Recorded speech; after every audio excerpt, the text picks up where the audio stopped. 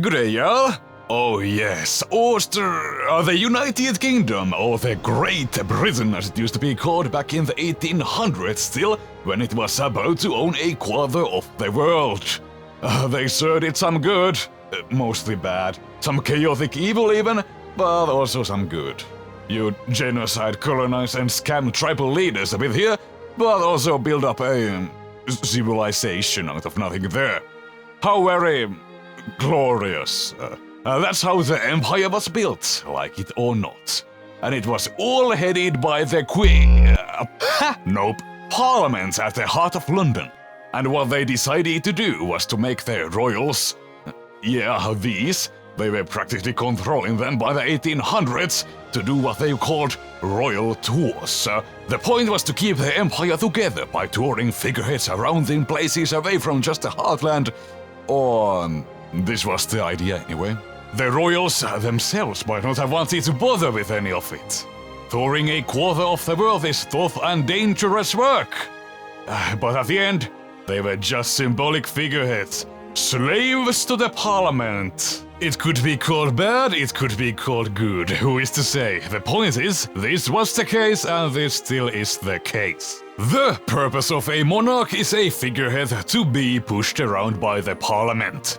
Anyway, the royal tour we are looking at today is the first ever royal visit to Australia, featuring Prince Alfred.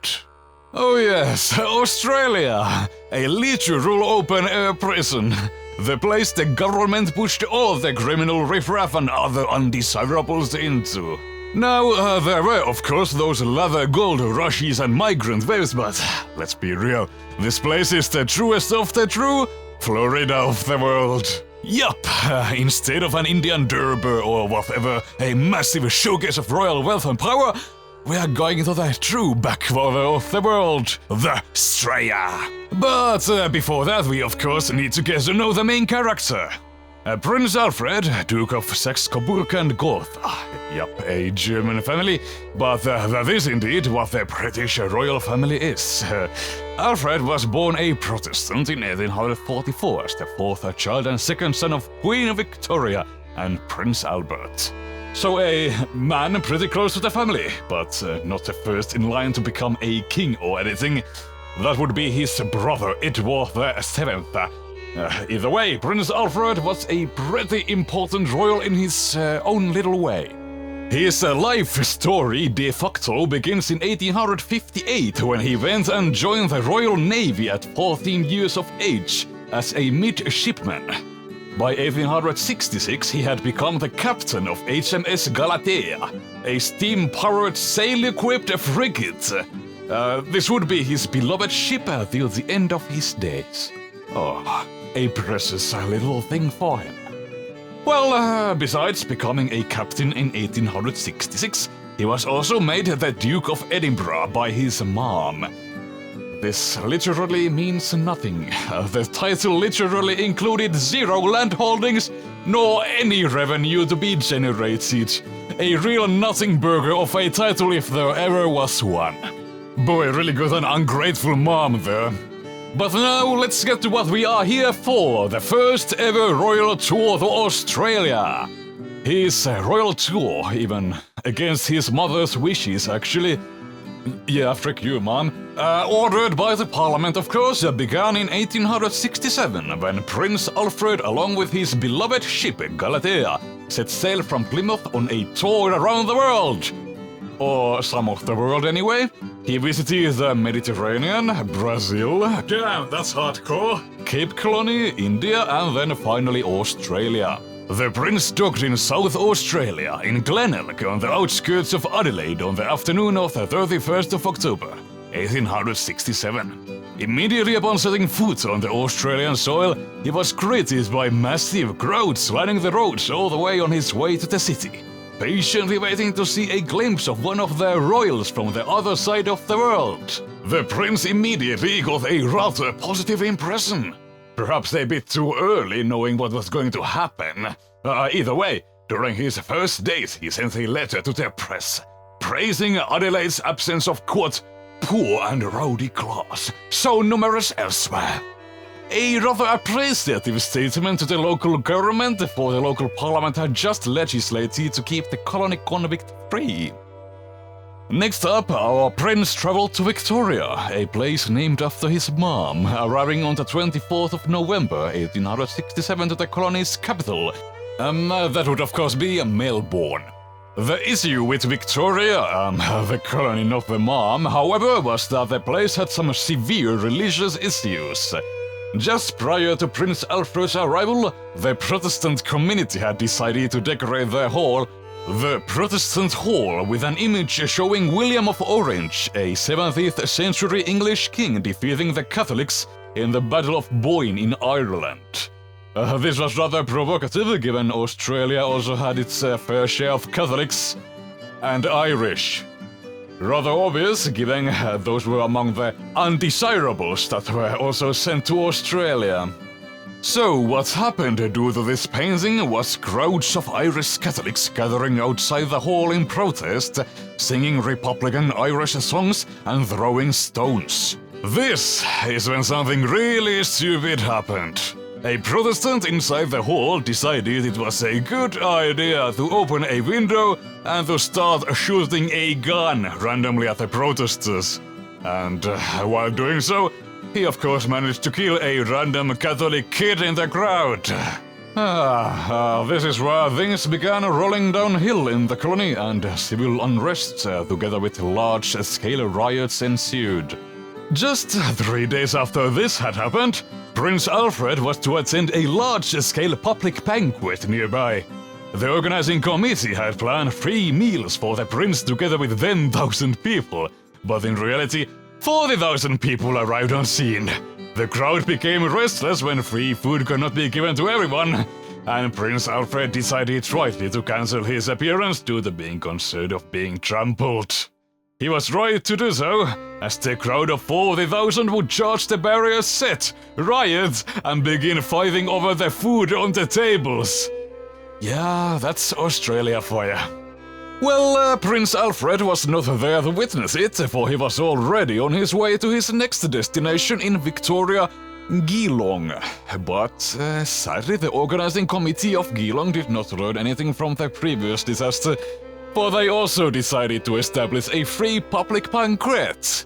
And of course, a too large crowd of participants, about as expected, arrived again, and the whole committee fled the scene from the way of another riot.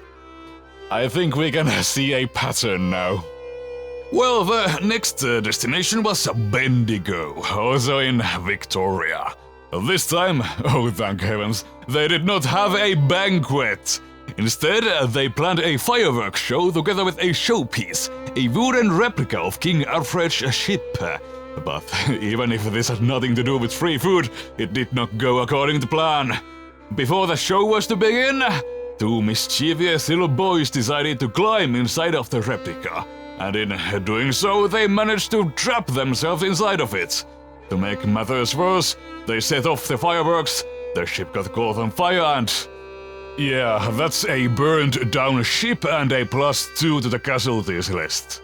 Well, to compensate with what happened with the fireworks, a ball, that would be a fancy dance party, was planned nearby at the new just-built Alfred Hall, which just happened to also be made out of timber, and conveniently there just happened to also be gas lamps inside of it, and conveniently they also just conveniently burned down the entire building.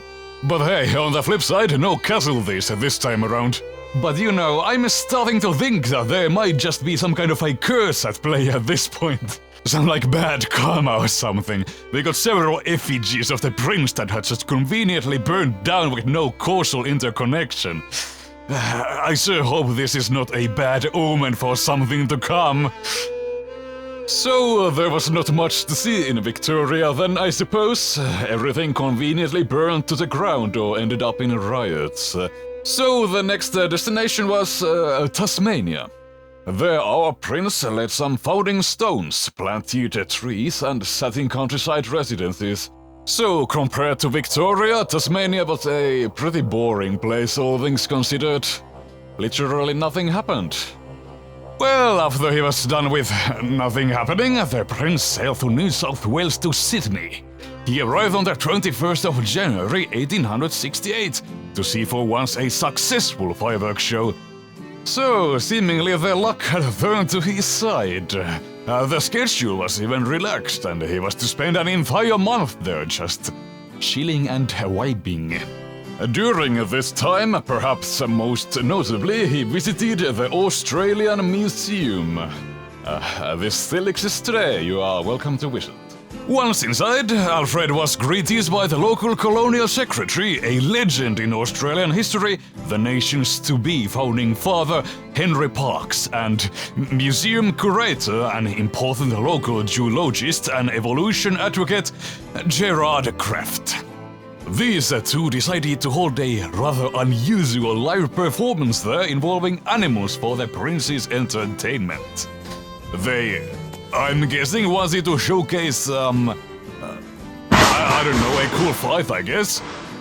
For this purpose, Parkes took out a live snake and Kraft took out a, quote, Timor mongoose. A mongoose. And the two led them to the museum's floor, waiting for the mongoose to beat up the snake.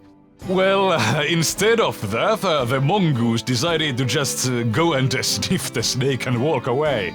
Parkes then took out a, quote, Ceylon mangouste from another one of his mongoose bags and also placed it on the floor. Yeah, mongoose too then attempted to just escape the whole situation, but after figuring out there was nowhere to run, it apparently managed to kill the snake. Well, after this rather strange showcase, given mongooses don't even exist in the wild in Australia, mongoose number 1 was offered to Prince Alfred as a pet. And when you are offered a mongoose, you of course have to say yes. And the sassy mongoose exited the museum with Prince Alfred, and he was taken to his ship, waiting for more overseas sassy mongoose adventures. Compared to the mongoose episode, one certainly more eventful event during this month in Sydney was when Prince Alfred was to attend, of all things, a beachside picnic. This was arranged to raise funds to build a sailor's home, so a worthy cause for the sailor prince. The event was scheduled for the 12th of March at Clontarf on Sydney's North Shore. But it's not like the event was done in peace or anything. About as expected, large crowds arrived at the scene, looking to have a glimpse at the prince. Alfred, the target of the glimpsing, arrived on the scene via his steamship and landed on the harbour just in time for his unforgettable luncheon. This part of the event went just fine. He shook hands and had his meal. The problems, oh no, would appear after he was done with the meal and took a walk together with one of the event's patrons, Sir William Manning. Oh my gosh! This is when an assassin approached the two from the large crowd that had gathered, pulled a double-barreled pistol from his jacket and shot at Prince Alfred in the back at close range. Prince Alfred then fell to the ground, calling, "Good God, I am shot! My back is broken." Before another shot was fired at him, the assailant was tackled by a man in the crowd named William Weil, who wrestled the weapon away. The crowd then, in absolute anger, almost lynched the assassin on the spot. The authorities would appear a bit later, and he was quickly taken to jail by them. The shot was heard all around the picnic grounds, and rather understandably, the crowd, much of which did not even see what was happening, began panicking. The prince was subsequently quickly surrounded by a cordon of protective, supportive men, and a doctor came in. After a quick medical examination, the injury was deemed not life-threatening, and the prince was escorted back to his steamship to be cared for by 6 nurses, trained by Florence Nightingale herself. Really got the best of the best service there. Upon further diagnosis, it was deemed that the bullet had ricocheted off of one of the metal clips on Alfred's trousers braces, narrowly missing his spine. So truly a close call there. So, who was the assassin? What was his motivation? Oh, well, of course, he was a Catholic Irishman. Come on, shake a leg and dance, come out and flip me like a man. Show your wife how you want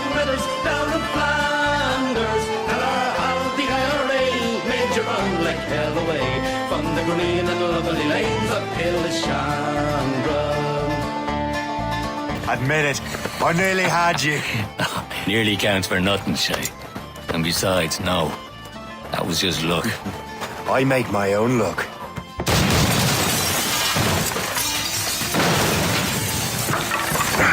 His name was Henry James O'Farrell.